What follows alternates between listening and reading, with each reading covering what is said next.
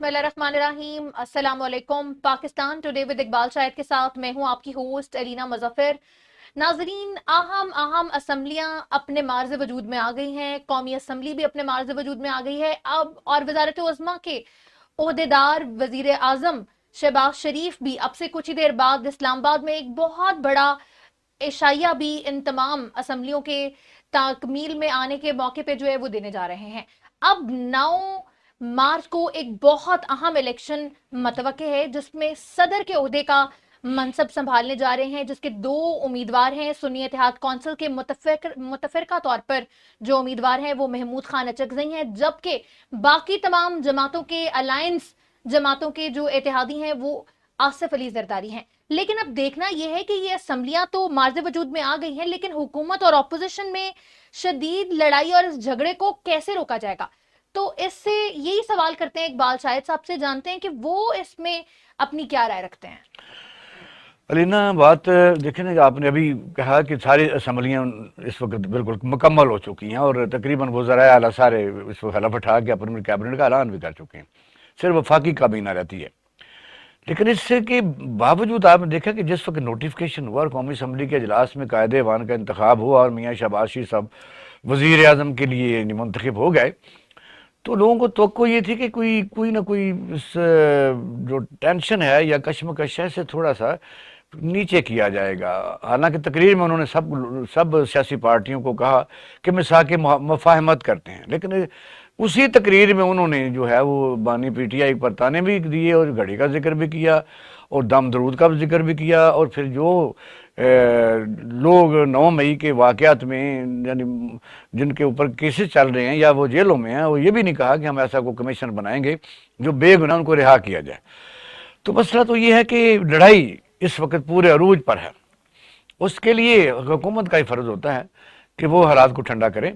लेकिन यहाँ ये लग रहा है कि हुकूमत की तरफ से भी गालबन एजेंडे के तौर पर ही ये ऐसा किया जा रहा है। सर, आपने अपने एक तज्जिए में भी मुझे बताया था कि ना सिर्फ एक दफा बल्कि वजीर आजम ने अपनी स्पीच में कोई मस्बत बात तो शायद ही की हो, लेकिन उन्होंने 2 दफा इस बात पे जोर दिया कि हम 9 मई के वाकयात में जो लोग मुलव्वस हैं ना उनको नहीं छोड़ेंगे।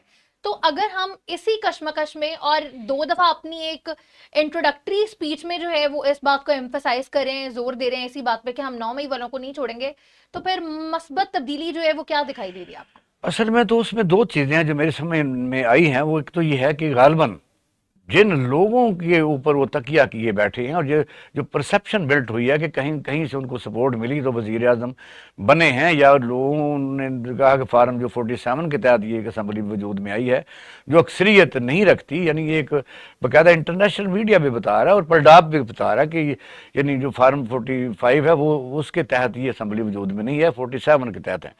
चाहिए तो ये था कि इसको आग को थोड़ा ठंडा करते, लेकिन ये 9 मई का उन्होंने जिक्र जो किया है उसके पीछे मुहर्रिकात क्या थे वो मेरे समझ में यही लग रहे हैं कि वो किसी और को भी खुश करना चाह रहे थे, किसी अदारे को खुश करना चाह रहे थे कि जी 9 मई को हम नहीं छोड़ेंगे। नहीं छोड़ना चाहिए, सब कहते हैं नहीं छोड़ना चाहिए, लेकिन अब जुडिशल कमीशन बना के जिम्मेदारों को सजा देनी चाहिए कि उसमें कौन कौन से इंट्रीगर्स थे, वो वाकया नहीं कौन लोग थे। अगर उसमें पीटीआई के वर्कर थे उनको भी सजा मिलनी चाहिए, और अगर उसके दौरान दारअंदाज मौजूद थे जो सीसीटीवी कैमरों में आ सकते हैं इंक्वायरी में, उनको भी फिर सजा मिलनी चाहिए।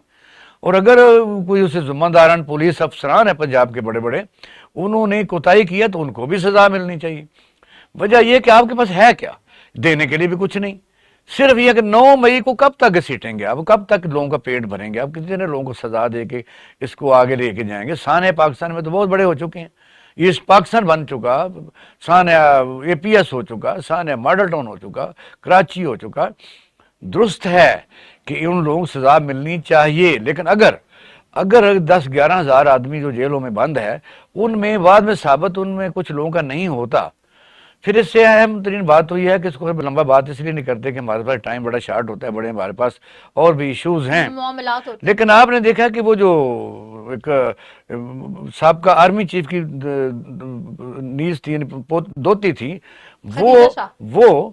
वो और एक और यानी उज़्मा कारदार, ये और इस तरह की कोई बीबियां एक ही गाड़ी में जाती हैं, ایک مخالف بیان دے کے گھر چلی جاتی ہے اور بعد میں ایم پی بھی بن جاتی ہے اور ایک جیلوں میں رلتی رہتی ہے. اس طرح بے تحاشا لوگ جن کے اوپر 9 مئی کے بعد بھی وہ مہینہ 2 مہینے پی ٹی آئی کے بڑے سرگرم رکن رہے. جس نے وہ اعلان کیا یا کسی پارٹی میں گیا یا ٹی وی پر آ گیا یا ویسے اس نے کنفیشن کر لی اور توبہ کر لی تو اس کو بالکل بری ہو گیا. سزا تو سب کو ملنی چاہیے، بے شک وہ اس کے بعد وہ کسی اور پارٹی میں شامل ہوا ہے، اگر وہ اس میں شامل ہے اس سازش میں، اس کے سپورٹ کرنے میں، اس میں ایکٹیویشن میں سزا ملنی چاہیے. اور وزیر اعظم کا فرض یہ تھا اور اب بھی میں سمجھتا ہوں ان کو یہ چاہیے. اور پھر دوسری بات، انہوں نے جو مساق مفاہمت کہا ہے، تو یہ کیسے ہو سکتا ہے کہ آپ نے ایک پارٹی کی جو سیٹیں ہیں خاص طور پر، یعنی اسپیشل سیٹیں ہیں فیمیل کی اور اسپیشل سیٹیں مائنارٹیز کی، وہ آپ نے وہاں جس طرح کوئی چیز بانٹی جا رہی ہے، یعنی مجھے تو میں سمجھتا ہوں مردہ کھانے والی بات ہے کہ ایک پارٹی اس وقت ہاٹ واٹر میں ہے اور آپ ان کے 100 کے نزدیک ممبر بھی موجود ہیں قومی اسمبلی میں. کے پی کے میں ان کی گورنمنٹ ہے، پنجاب میں ہیوی قسم کی اپوزیشن ہے. تو پھر اگر آپ کبھی کنسلیشن کرنا چاہتے ہیں تو پھر کم سے کم یہ تو آپ سیاسی طور پر زندہ رہنے کے لیے اعلان کریں کہ ان کی سیٹیں ہم نے نہیں لینی، جو ہمارا حق ہے ہمیں ملنا چاہیے، تاکہ آپ کا قد بڑھ جاتا ایک سر سیاسی. کیوں اتنا دوہرا معیار آپ کو اور مجھے دکھائی دے رہا ہے کہ کہہ کچھ رہے ہیں، اسپیچ کچھ ہے کہ ہم مل کر چلیں گے اور نیگوسیشن کی جائے گی، لیکن ان گراؤنڈ ریالٹی جو ہے وہ کچھ اور ہے، تو پھر یہ دوہرا معیار کیوں ہے؟ یہ لینا میں تو اکثر یہ کہتا ہوں کہ سارا وائنڈا میس کرتا، کیونکہ اس کہتے ہیں کواکب کچھ نظر آتے ہیں، کچھ دیتے ہیں دھوکہ، یہ بازیگر کھلا. وجہ یہ حکومتیں تو پھر بھی بن جانی تھی. یعنی اپوزیشن کے آپ دیکھیں پنجاب میں کافی ہیوی مینڈیٹ کہہ لیں، بے شک وہ چلو کنٹروورشل ہے اس وقت. مریم نواز شریف صاحب وزیر اعلیٰ کے طور پر کافی ان کے ساتھ تعداد ہے جو ان کو ووٹ دے کے وزیر اعلیٰ بنایا ہے، اور قومی اسمبلی میں بھی کوئی پرابلم نہیں ہے. لیکن وجہ یہ ہے کہ اگر یہ 10 12 سیٹیں نہ بھی لیتے تو خطرہ تو کوئی نہیں تھا. تو بہتر یہی تھا کہ ایک اچھے سپورٹس مین کی طرح مظاہرہ کرتے اور خاص طور پر ایسا نہ کرتے کہ ان کی سیٹیں ہمیں دے دیں. پھر کمال مہربانی سے جس طرح کو بادشاہ ہوتا ہے الیکشن کمشنر پاکستان ان کو دے بھی دی. اندازہ کریں کہ یہ پاکستان میں ہو کیا رہا ہے. اس طرح پاکستان ترقی کر جائے گا؟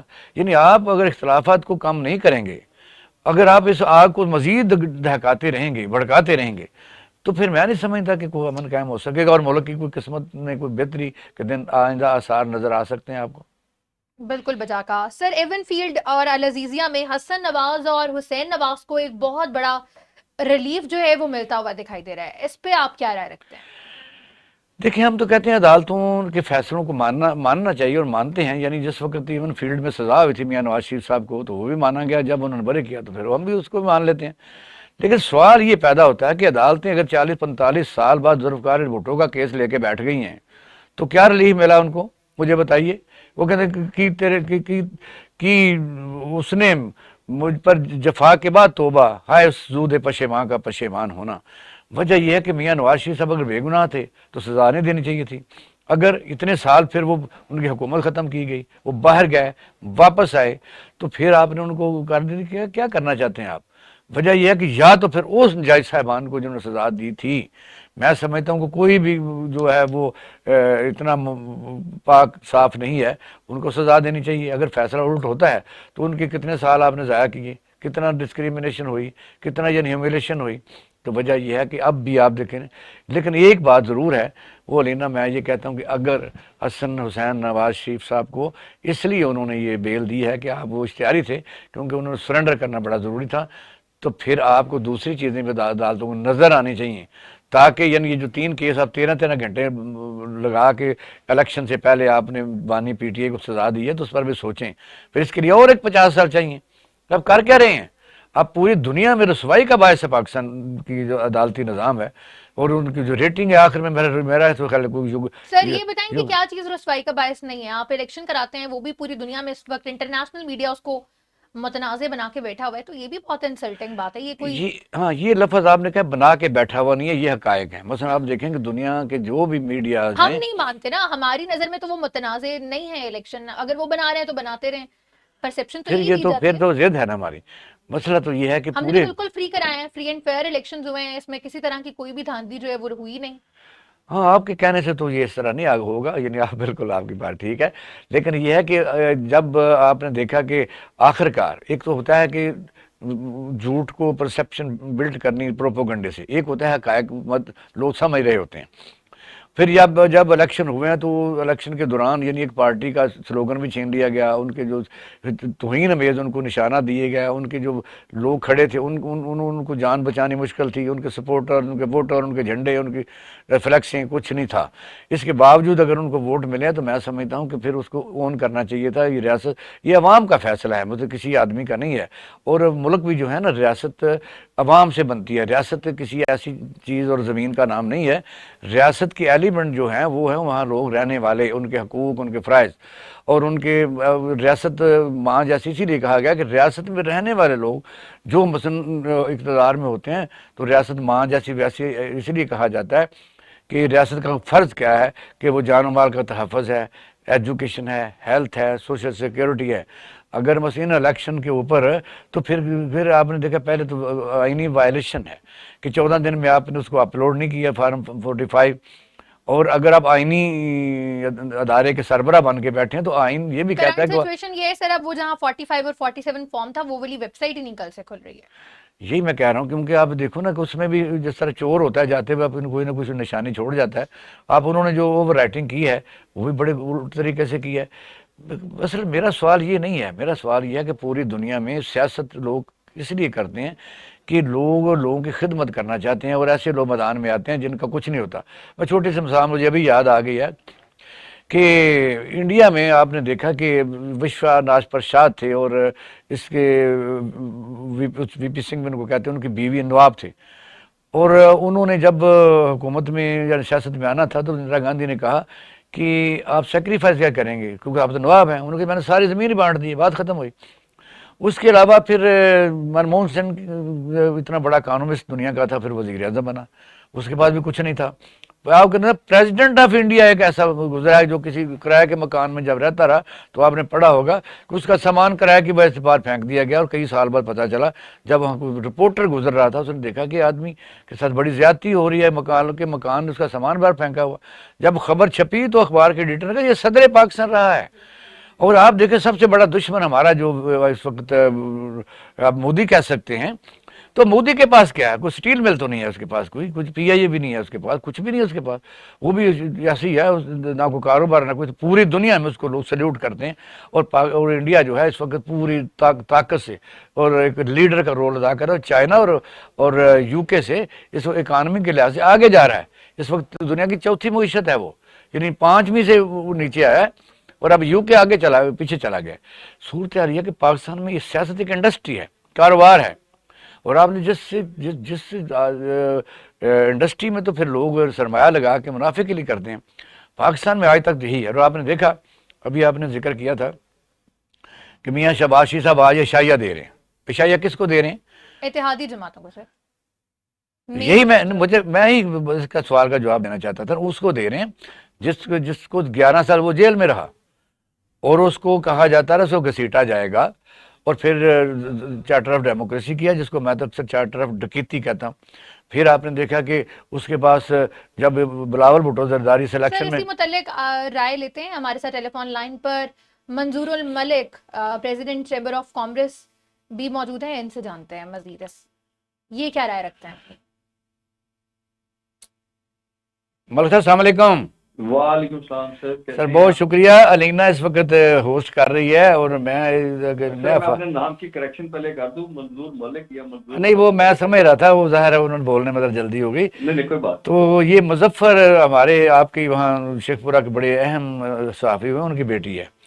جی ماشاءاللہ، جی میں جانتا ہوں، مظفر اچھا بہت اچھا آدمی تھا۔ اچھا، اب سیاست پر تو بات، سیاست کا اکانومی پر کیا اثر پڑ رہا ہے؟ کیونکہ جو یہ لوگ آئے ہیں یہ بڑے سمجھدار ہیں، ان کی اپنی اکانومی تو ماشاءاللہ آپ نے دیکھا کہ دن دگنی رات چگنی ترقی کر چکی ہے، اور کہاں سے انہوں نے سفر شروع کیا، اور آج اس وقت پوری دنیا میں اثاثے اور ایسٹس پھیلے ہوئے ہیں، اور پاکستان میں اس وقت جو حکومت اس وقت آئی ہے یہ علیحدہ بات ہے، وہ عدالتوں میں ہے، کنٹروورشل، لیکن یہ کیا آپ کے خیال میں معیشت کو بہتر کر سکیں گے؟ اقبال شاہ صاحب، بات یہ ہے جو آپ نے انٹرو میں بات کی ہے نا کہ ان کی اپنی اکانومی بہتر ہے۔ دیکھیں مسئلہ یہ ہے کہ پاکستان میں جب آپ لوگوں کو کام نہیں کرنے دیں گے اور سارے ریسورس آپ کے اپنے ہاتھ میں ہوں گے، بینک آپ کے ہوں گے، ڈسکاؤنٹڈ آپ لے رہے ہوں گے، اور پرائورٹی پہ گیس آپ کو مل رہی ہوگی، بجلی آپ کو مل رہی ہوگی، اور باقی لوگ دھکے کھا رہے ہوں گے، تو ڈیفینیٹلی یہی نظر آئے گا کہ آپ نے بڑی ایفرٹ کی اور آپ نے بڑا کام کیا اور آپ نے بڑا. تو پاکستان میں ایکچولی اکانومی کے دو حصے ہیں. جی جی ایک حصہ وہ ہے جو ہم نے ہمیشہ اشرافیہ کے لیے کریٹ کیا، اور ایک وہ ہے جہاں ہم نے لوگوں کو مزدور اور بے بس اور بے لاچار جو ہے نا وہ رکھا. اگر آپ اکانومی کو میرٹ پہ چلانا چاہتے ہیں، دنیا کے مقابلے میں جانا چاہتے ہیں، تو آپ کو اپنا پورا اسٹرکچر یہ دنیا کے مقابلے کو چھوڑیں، وجہ اس وقت جو صورتحال ملک صاحب وہ بتائیں، اس وقت یہ بتائیں نا کہ کیا ہم ریسکیو سے یعنی آئی سی یو سے نکلیں گے؟ نہیں، مجھے نہیں لگتا اگر ہم نے کوئی پالیسی نہ بدلی.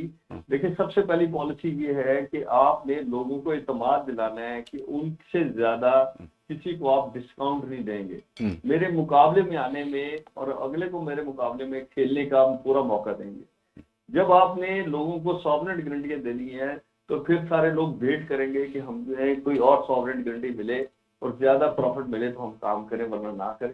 جس کا آپ نتیجہ دیکھ رہے ہیں، بجلی کا کوئی آپ کا ریٹ طے نہیں ہو رہا، کوئی ایسٹیمیشن نہیں ہے کہ کل جو بجلی کا بل آئے گا وہ کس ریٹ پہ آئے گا. ملک منظور صاحب، ایڈجسٹمنٹ چارج آئیں گے. جی، اس میں یہ ایڈ کرتے جائیں آپ کہ آپ کو موجودہ حکومت کی کیا آپ متفق ہیں پہلی پالیسی کے ساتھ، جہاں وہ کہتے ہیں کہ ہم مثبت تبدیلیاں لے کر آئیں گے، نیگوسیشن کے ساتھ جو ہے وہ باتیں کریں گے، لیکن اقدامات ایسے ہیں کہ مخصوص نشستیں جو ہیں وہ تمام اتحادی جماعتیں آپ کی ان کو مل بیٹھ کے بانٹ رہی ہیں اب، اور وہ ایک بہت بڑی اسٹرانگ جماعت جو اس وقت وہاں موجود ہے اس کو ہی نہیں دی جا رہی؟ دیکھیے دو چیزیں ہیں. ایک یہ ہے کہ ہم اکانومی کی بات کریں، ایک ہے سیاست کی. دیکھیں پاکستان میں اقبال شاہ صاحب بھی جانتے ہیں، آپ بھی جانتی ہیں کہ ہم نے ہمیشہ کہا کہ ڈسکریشنری پاور ہے، اور آپ اس کا بہترین نمونہ دیکھ لیں کہ صدر مملکت کہہ رہے ہیں کہ آپ کی پارلیمنٹ مکمل نہیں ہے تو اجلاس نہیں ہو سکتا، اور بالکل اسپیکر ایسی کہہ ہے. رہے ہیں کہ جی ایک دفعہ نوٹیفکیشن ہو جائے تو پھر اتنے دنوں میں اجلاس ہونا چاہیے، اور انہوں نے کر بھی لیے.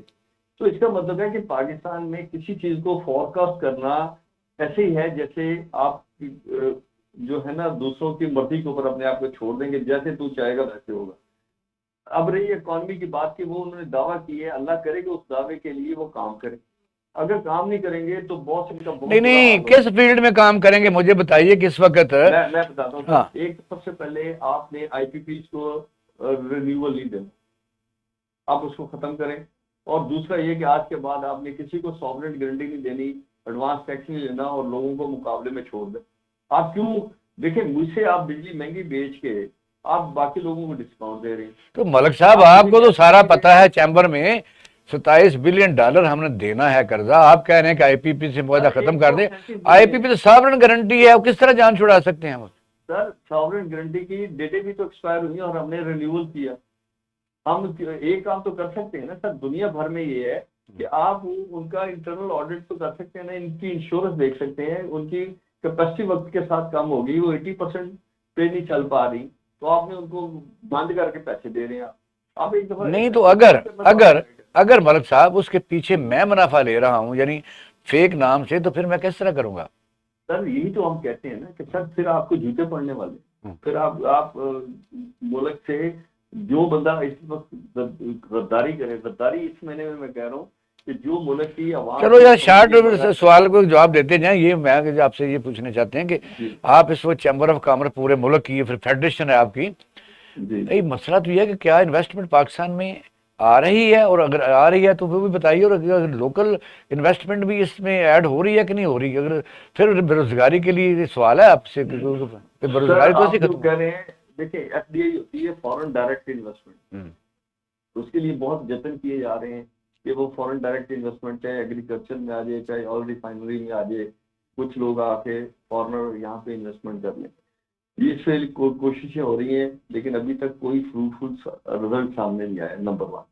نمبر 2، آپ نے کہا لوکل انویسٹر اس وقت پوری طرح مرا پڑا ہے. اس کو جب تک آپ ریلیف نہیں دیں گے، ریلیف سے مراد یہ نہیں ہے کہ گورنمنٹ پاس سے پیسے دے دے، گورنمنٹ اس سے کمپٹیٹیو کی طرف لے جائے اور شور کرے کہ آج کے بعد وہ کسی سے اگر قرض لے کے آتا ہے باہر سے، تو آپ یہ نہیں کہ اتنا کاروبار میں نے لاس نہیں کیا جتنا سپورٹ کی ناکام پالیسی کی وجہ سے فارن ایکسچینج میں مار پڑی، جتنا مرکب پہ مار پڑ رہی ہے. دیکھیں یہ پیسہ کہاں سے آ رہا ہے جو افراط زر بن رہا ہے، وہ جو نہیں تو پھر اس وقت 22% بینک ریٹ ہے. دوسرا میاں شہباز شریف صاحب نے یہ کہا ہے کہ جو چارٹر آف مفاہمت میں انہوں نے کہا ہے، لیکن اس وقت پی آئی اے کو بھی آپ نے آج سنا ہوگا کہ فوری طور پر اس کو یعنی پرائیویٹائز کیا جائے. تو کہاں سے نکلیں گی جابز، کہاں سے نکلیں گی؟ یہ ذرا بتائیے، یہ کوئی بات گورکھ دھندے سے بڑا نکالیے۔ امپورٹنٹ پوائنٹ ہے سر. مجھے چارٹر آف ڈیموکریسی سے نہ اس وقت غرض ہے، نہ مجھے چارٹر آف اکانومی سے غرض ہے کہ 10 بندے مل کے کہہ دیں گے ہمارا یہ چارٹر ہے. اور بھائی اکانومی کو انڈیپینڈنٹ چھوڑ دو نا یار، آپ لوگوں کو کاروبار کرنے دیں، لوگ اپنے ایک دوسرے کے مقابلے میں کام کریں، وہ ٹیکنالوجی لے کے آئیں، وہ اپنی مشینری بہتر کریں، وہ لوگوں کو انویسٹر شامل کریں، وہ اپنے شیئر بیچیں.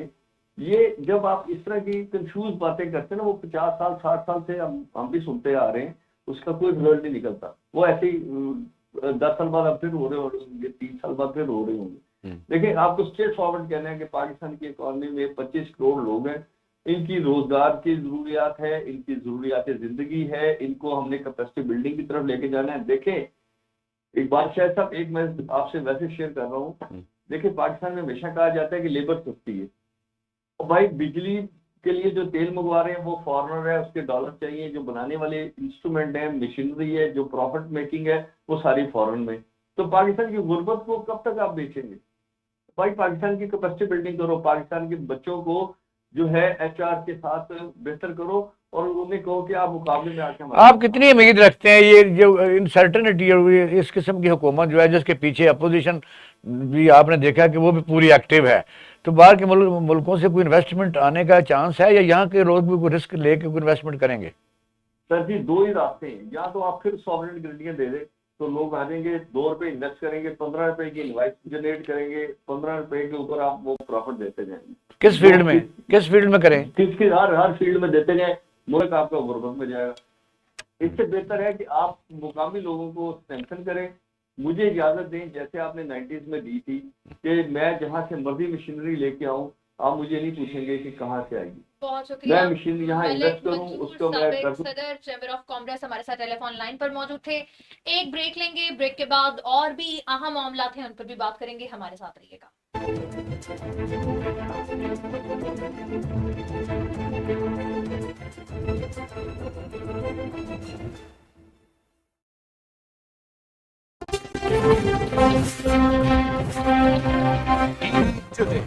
خبر سب سے پہلے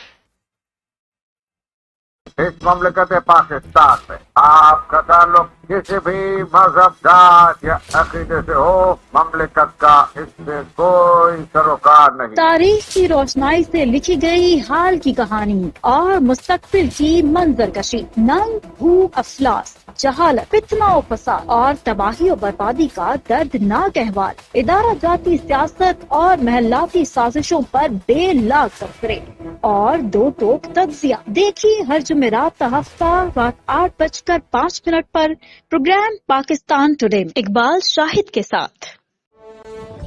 Education is not about books or numbers or even passing an exam. Education is all that there is to grab. Learn at Leeds.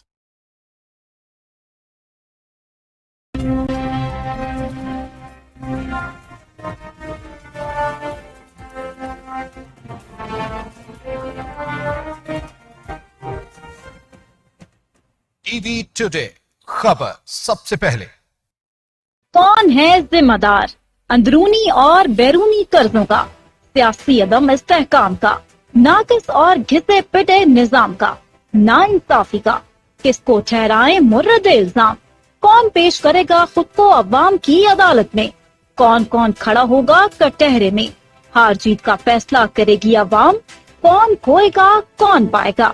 سب سوالات اٹھائے جائیں گے ڈنکے کی چوٹ پر. پروگرام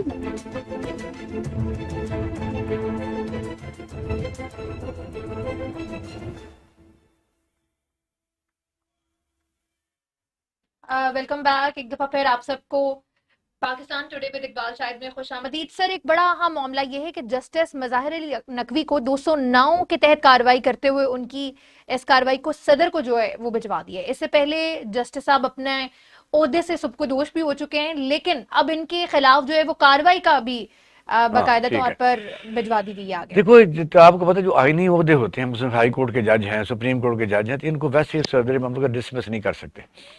یہ آئینی عہدہ ان کا ایک ادارہ ہوتا ہے جس chief election commissioner of Pakistan ہے، ان کو بھی آپ اگر ان کتنی بھی ان کے خلاف ایلیگیشن ہو تو سپریم جوڈیشل کونسل میں جائے گا.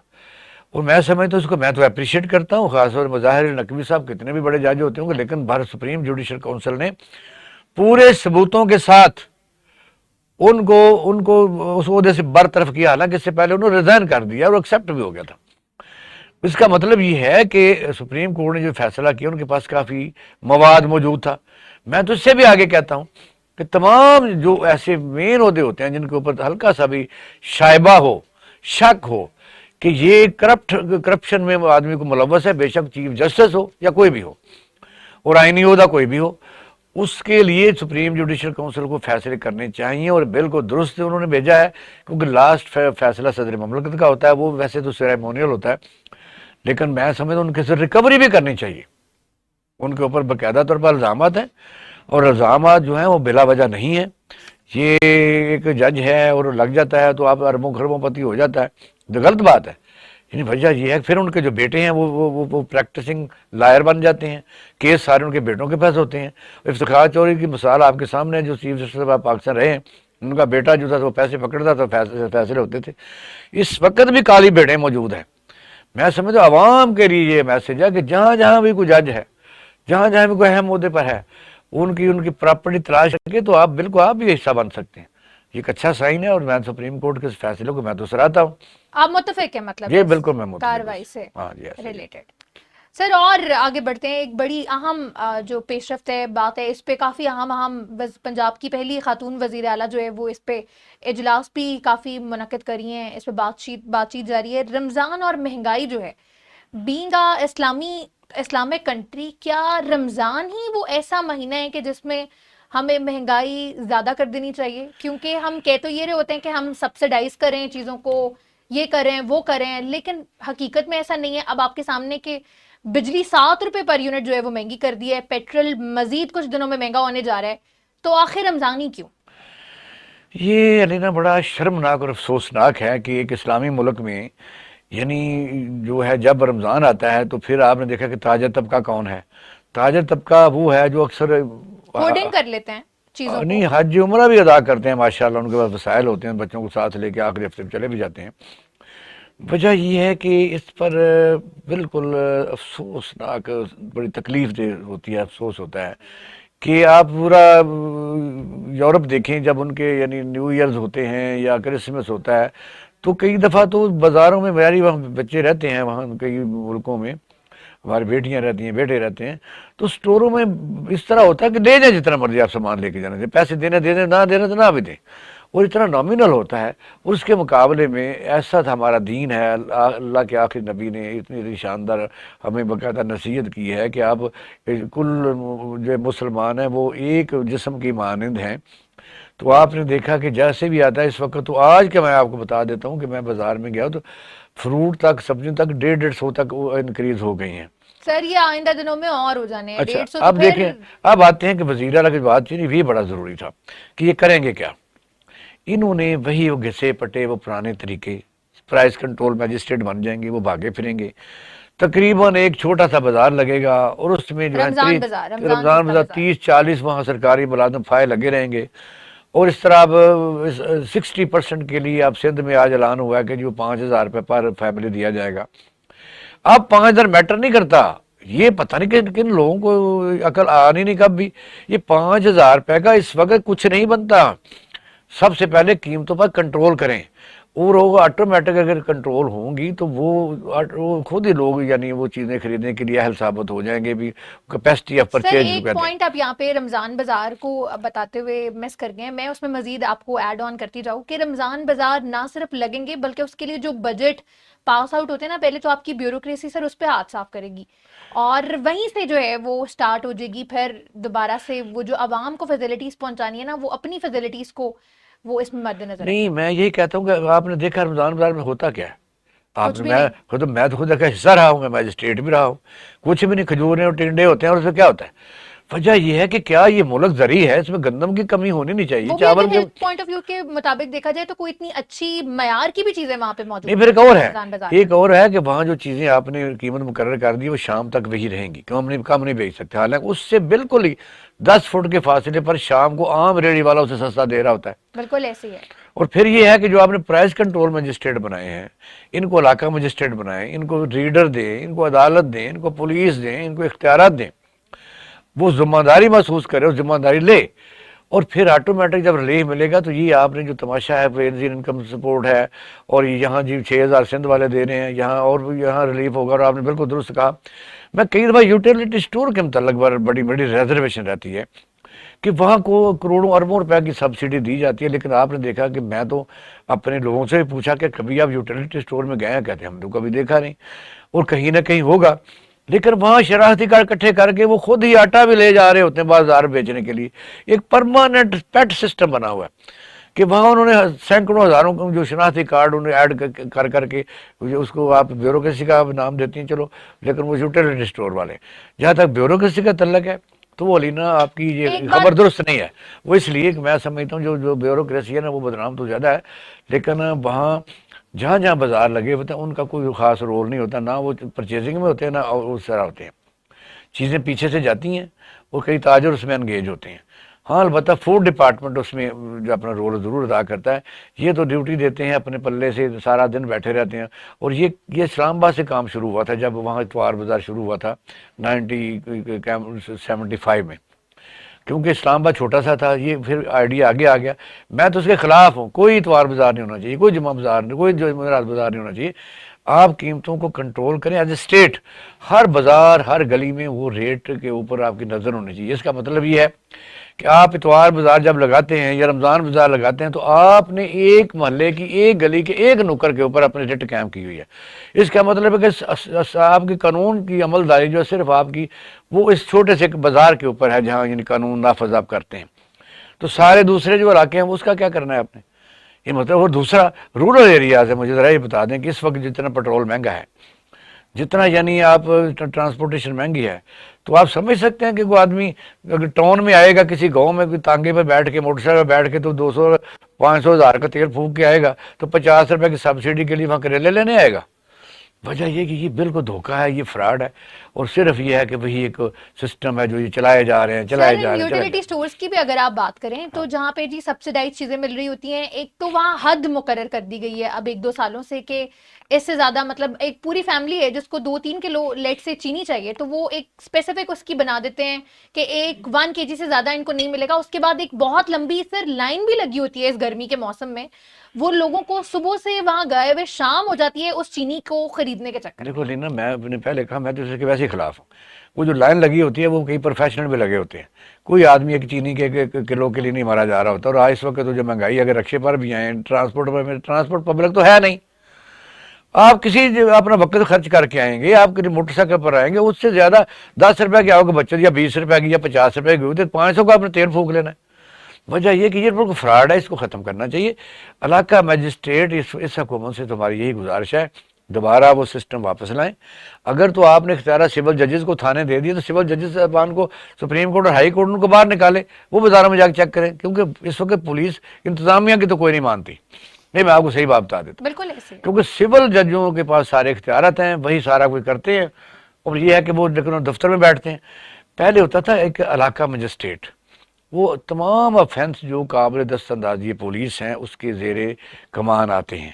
اس میں آپ سڑک توڑنا, مہنگائی کرنا, ملاوٹ کرنا, یہ سارے اس میں آتے تھے. یہ بہت شاندار سسٹم تھا, لیکن آپ نے دیکھا کہ ہم نے روزانہ ریفارم کرنے کے چکر میں ان کو اڑا کے رکھ دیا. اس وقت ڈسٹرکٹ ایڈمنسٹریشن صرف بدنام ہے, ان کے پاس کوئی خاص اختیارات نہیں ہوتے, صرف وزیر اعلیٰ نے وہاں جا کے دورہ کرنا ہوتا ہے.